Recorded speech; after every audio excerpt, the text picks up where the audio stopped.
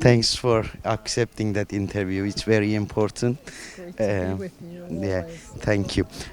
So Debbie, basically, after the Öcalan's call, he underlined that I can bring this conflict to the peaceful negotiations table. How do you evaluate his message, first of all, very shortly? I think it's tremendously important because nobody can articulate the process and the pathway and the paradigm for peace the way Leader Abdullah Öcalan can. So this is a very critical moment, and his call is very important. He has spent so many years thinking through this process. He has spent so much time articulating, both in his writings and in his conversations with his lawyers, the pathway towards peace that, frankly, it's just really, it's impossible any other way. And I think that all the people around him, including the Turkish authorities, understand this now. They understand that he is critical to the process and that his way forward, this democratic way forward, is the only way forward for a peaceful solution, not just to the Kurdish question, but also in Turkey itself. Another issue is about many people are saying that, underlining that the ball is on the Turkey's court now because the PKK's decision about the dissolution, Öcalan's call as well. So the Kurds done what they need to do for peace. So what is your call to Turkey to make this process to happen? Well, I would think that the Turkish authorities would want to take advantage of this very important opening right now, and that they should make concrete steps forward. It's very easy to discuss in abstract formulations what would be, a democratic alternative, what does it mean to have full rights for Kurdish people, but you have to take these concrete steps. And so I think it's time for all the people who are in a position of power in the parliament, in the administration, in the government, to start acting with sincerity about making steps towards a peaceful future for the Kurdish people and in turn also everybody, all minorities, all the people in Turkey. So it's time for some concrete steps. We have to go beyond talk, and there has to be some action, just as there has to be in northern Syria, where there's also been the outlines of a process for a new, hopefully democratic future for Syria, but it's time there also in Damascus for people to take concrete steps forward. Thank you, Debbie. Also, we need to talk about the policies of international policies, because it seems like the EU doesn't seem that much peace-seeking. So why do you think it's like that? And how should we read this, the EU policies? Because EU needs to support the both sides now to bring the peace to the table. But still we can't hear good voices from the EU or the Western powers. How would you evaluate that? I know it's actually very sad that the EU and the Western powers are so myopic, that they are so focused narrowly. Right now, as you know very well, of course, the EU is extremely focused on Ukraine. In the United States, we have similar problems. I mean, we have a completely new and authoritarian government there that is isolationist, that really doesn't care.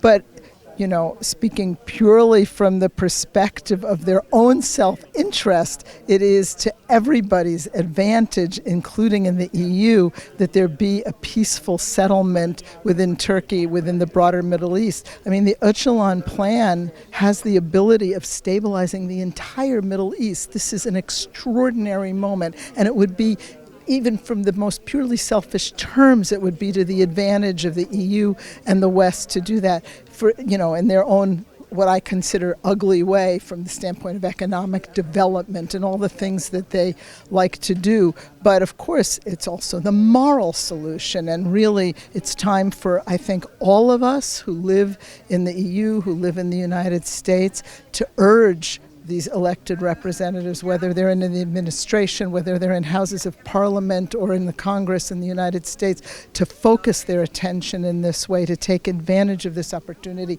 and not to let it slip. Lastly, very shortly, anything I didn't ask, anything you would like to add on in this frame, especially? Maybe you can send a message to Mr. Öcalan as well, because he might watch that. Well,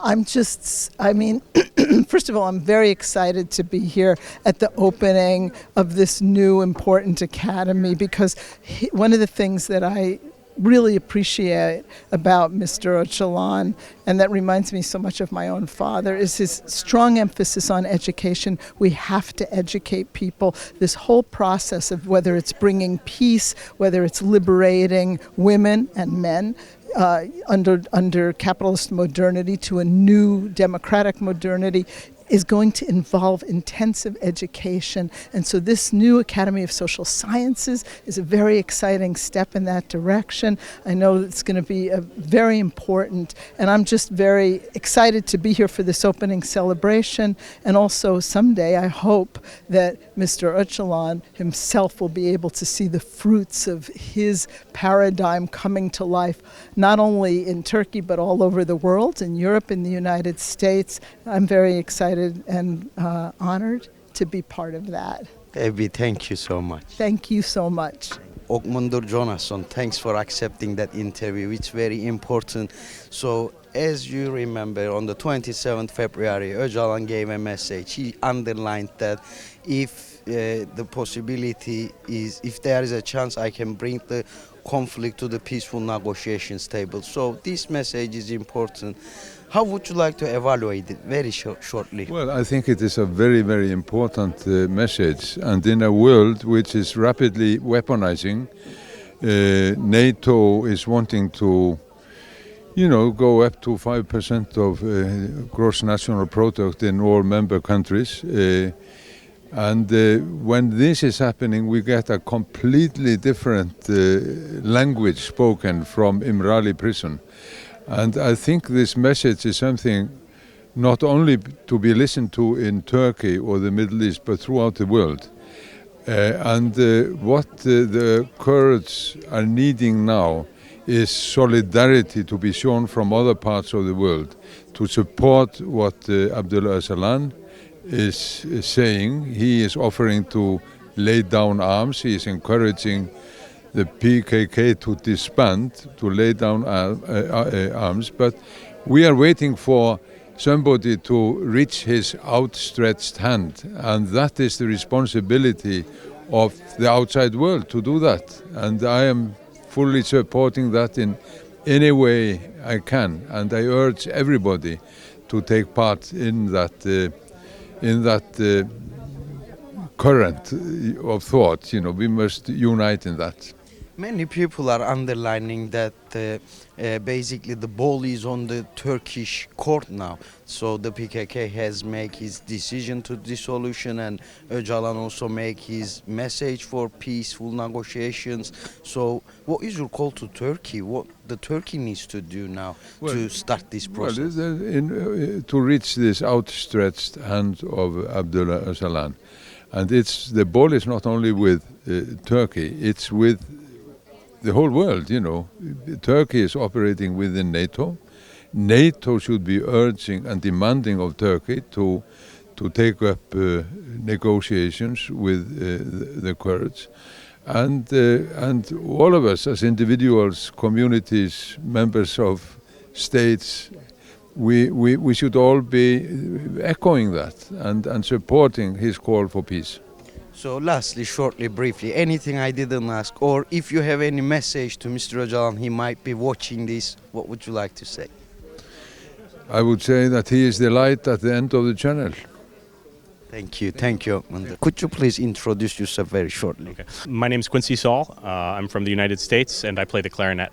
And for many years I've been reading Abdullah Öcalan's books. So how did you meet with Öcalan and his ideas and his books? Very shortly, please. Very shortly. I was working in the United States around 2012 and 13 with a political prisoner named Russell Maroon Shoatz. and I was on a book tour to try to get him out of solitary confinement. And the story of this, I'll say very briefly, the story of this guy is that he was a black nationalist underground guerrilla leader who was captured, put in solitary confinement, read 1,000 books, and changed all his ideas and says, we don't want a separate state, we want women's freedom and ecology. And so when I learned about Öcalan, I said, I've heard this story before. And for me, this really blew my mind that two men in solitary confinement on opposite sides of the world, who'd never heard of each other, came to the same conclusions.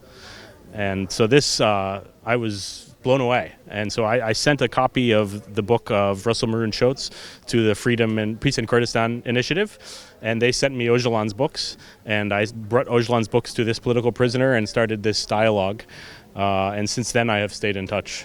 Yeah. If you remember from 27th February, Mr. Öcalan made a call for peaceful negotiations and declared peaceful process to start. He underlined that if the conflict comes to peaceful negotiations table, he has the enough power and ability to make this process to happen. How do you evaluate that? Very shortly, please. How strong is his message? I believe the message, the strength of the message, in a way, it speaks for itself when you see that there's somebody like me from Vermont who has no connection in my family to the Kurdish people, inspired by his universal vision of history. This is an example of how strong the vision is. And for people who have been reading Öcalan, his theory of history and his analysis of the present, it's no surprise that he's calling for peace. Even disbanding PKK, it's no surprise. This has all been, the ideological, philosophical foundation for this has been written since before 2015, no? It's a long time. So the fact that we have people at this conference, people who've heard about Öcalan in Chiapas, in Mexico, people from all around the world have reached Öcalan's message, not because they are Kurdish, it's because they resonate with his ideas, which are not just his ideas, right? It's the whole Kurdish movement ideas he's expressing. So for freedom for Öcalan and also to peaceful negotiations to continue, the international solidarity is so important these days. So what is your suggestion to the Kurds to make the international solidarity bigger and more effective very shortly? Well, I hesitate to make a suggestion because I feel like of all the different movements around the world who are organizing for international solidarity, the Kurds have set a very high standard. That is an inspiration to many other struggles in terms of getting all the works translated into multiple languages, in terms of expressing the vision for liberation in universal terms rather than in specific ethnic terms. So I would hesitate to offer. I would say, please continue with your work, which is relevant for everybody, whether or not they live anywhere near Kurdistan. So yeah, I regret I have no suggestions to offer. I'm going to continue learning from you. Very shortly, very briefly, maybe Mr. Öcalan might watch this. What is your message to him? Thank you.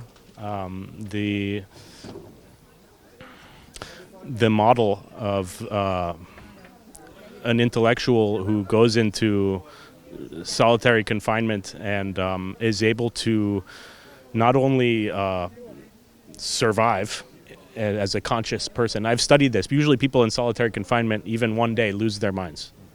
So the fact that he's not only stayed strong and in good health from what I hear, but that he has also been able to write these amazing books that are inspiration for everybody. It's not only an intellectual achievement, it's almost a metaphysical, mystic achievement that he is. I sort of see him as a revolutionary mystic who has so I don't know, I take my hat off. Thank you, Apo, for your hard work. And I hope that we can all celebrate with you one day.